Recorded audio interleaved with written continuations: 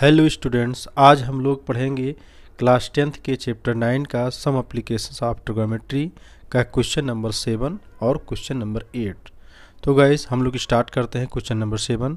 From a point on the ground the angle of elevation of the bottom and the top of a transmission tower fixed at the top of 20 metre high building are 45 degree and 60 degree respectively find the height of the tower. So guys सबसे पहले हम लोग एक building बनाते हैं from a point of the ground. एक ज़मीन के किसी पॉइंट से, मान ला ये ग्राउंड हमारा है, यहाँ से ऐसे मान लेते हैं ये ग्राउंड है हमारा, यहाँ तक हमारी बिल्डिंग है, ये बी और इसको हम सी मान लेते हैं। उसके बाद क्या कहा है, the angle of elevation of the bottom of the top of a transmission tower.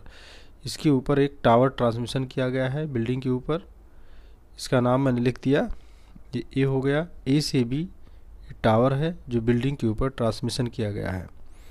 फिर उसके बाद कहा गया the angle of elevation of the bottom of the top of the transmission tower fixed at the top of 20 metre high building. इस building की height कितनी है, 20 metre है। इस तरह से इसके टॉप और बॉटम से जो एंगल बना है वो 45 डिग्री और 60 डिग्री बना है। तो सबसे पहले हम इसके बॉटम से 45 डिग्री का एक एंगल यहाँ पर ड्रा कर लेते हैं। उसके बाद में यहाँ से फिर एक 60 डिग्री का एंगल यहाँ पर बना है इसी पॉइंट से। ये आपका 45 डिग्री का है और ये आपका 60 डिग्री का एंगल बना हुआ है। अब हम लोग इसको ऐसे देखेंगे, हमको फाइंड करनी है, find the height of the tower. इस टावर की हाइट को मुझे फाइंड कर लेना है। तो हम लिख लेते हैं, लेट कर लिए पहले, लेट बी सी आपका क्या है, बिल्डिंग है, और ए बी आपका क्या है, ए बी आपका टावर है, ये आपका है। इस तरह से अब इन ट्रायंगल यहाँ पर हम लिख देते हैं डी बी डी सी में, या हम लिखें in triangle B C D में आ जाते हैं। तो बी सी डी में हमारा सबसे पहले ये tan 45 है क्योंकि ये परपेंडिकुलर है और ये बेस है, तो यहाँ पर लिखेंगे tan 45 परपेंडिकुलर बी सी अपान डी सी। बी सी की वैल्यू मुझे पता है जैसे 20 है, डी सी की वैल्यू मुझे नहीं पता है, इसको हम डी सी को ऐसे एजिट लिख लेते हैं। इस तरह से tan 40 की वैल्यू हमको मालूम है, यहाँ पर 1 हो जाएगा। तो इस तरह से इसको हम क्रॉस मल्टीप्लाई कर देंगे। तो D C equal to D C को 1 से मल्टीप्लाएंगे, डी सी होगा, 1 को 20 से करेंगे 20 होगा, एजिट हम लिख देंगे डी सी इक्वल टू हमारा हो जाएगा इस तरह से D C equal to 20 metre. अब हम आ जाते हैं in triangle B C D A C D में, ए सी डी में, in triangle A C D, in triangle A C D में, ए सी डी में ये भी tan 60 है, tan 60 इक्वल टू होगा ए सी अपान डी सी। अब यहाँ पर ए सी का मान मुझे नहीं पता है, ए सी को हम लिख सकते हैं A B plus B C, A B plus B C लिखेंगे, और डी सी को हम ऐसे एजिट लिख देते हैं यहाँ पर डी सी। अब हम यहाँ लिखते हैं ए बी को ए बी लिख लेंगे, ये मुझे फाइंड करना है, और बी सी की वैल्यू मुझे ऑलरेडी पता है 20 है, और डी सी की वैल्यू हम यहाँ पर निकाल चुके हैं, D C equal to 20 metre, यहाँ 20 लिख देंगे, और यहाँ पर tan 60 का मान हम लिख सकते हैं √3 होता है। इस तरह से इसको हम क्रॉस मल्टीप्लाई कर लेंगे, और जिसको क्रॉस मल्टीप्लाई करेंगे ऐसे इसको इससे फिर इसको इससे, तो 1 को ए बी प्लस 20 से करेंगे तो ए बी प्लस 20 होगा, और फिर 20 √3 हो जाएगा, 20 को √3 से मल्टीप्लाई करेंगे 20 √3 होगा। इस तरह से ए बी इक्वल टू हमारा हो जाएगा 20 √3 माइनस 20, ये प्लस 20 उस तरफ जाएगा तो 20 माइनस 20 हो जाएगा, और 20 हम इसमें कॉमन ले सकते हैं, तो यहाँ होगा √3 माइनस 1, क्योंकि इसमें से 20 दोनों में निकल जाए, इसमें 20 लिख गया तो √3 बचा, इसमें से 20 मैंने यहाँ माइनस लगाया, फिर 20 निकल गया तो यहाँ केवल 1 बचा। तो इस तरह से हमें ए बी आपका 20 इंटू √3 - 1 इतना मीटर आपका एक आंसर क्वेश्चन नंबर कंप्लीट होता है। क्वेश्चन नंबर 7 कंप्लीट होगा। अब हम क्वेश्चन नंबर 8 को सॉल्व करने का प्रयास करेंगे। इन्होंने कहा है a statue 1.6 metre tall stands on the top of a pedestrian. सबसे पहले हम यहाँ क्या बना लेते हैं, एक पेडेस्ट्रियल बना लिए। इस पर क्या है 1.6 मीटर टाल एक स्टैचू जो है 1.6 मीटर टाल है। यहाँ पर स्टैचू इसके ऊपर ऐसे खड़ा है, इसकी हाइट है 1.6 मीटर। इसको हम ए मान लेते हैं, इसको हम बी मान लेते हैं। स्टैचू ये है, तो यहाँ से यहाँ तक की हाइट कितनी है 1.6 मीटर है, ये मीटर है। उसके बाद में ये पूरा ये नीचे बी से यहाँ सी तक ये पेडेस्ट्रियल है जो कि ज़मीन पर है, ये से ज़मीन हमारा है, ये ग्राउंड है।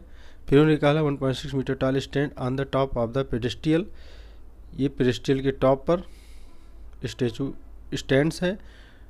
उसके बाद है from a point on the ground the angle of elevation of the top of the statue. ये मान लीजिए पॉइंट है, इसके टॉप से एक एंगल बना है ये। उसके बाद elevation of the top of the statue 60 degree, ये 60 डिग्री बन गया हमारा यहाँ पर टॉप से। फिर उसके बाद and from the same point, इसी पॉइंट से इसको हम डी मान लेते हैं, इसी पॉइंट से the angle of elevation of the top of the pedestrian. अब ये पेडेस्ट्रियल है, पेडेस्ट्रियल के टॉप पर ये 45 डिग्री कह रहे हैं, ये 45 डिग्री है। Find the height of the pedestrian. इस तरह से हम पेडेस्ट्रियल की हाइट को हमें फाइंड करना है।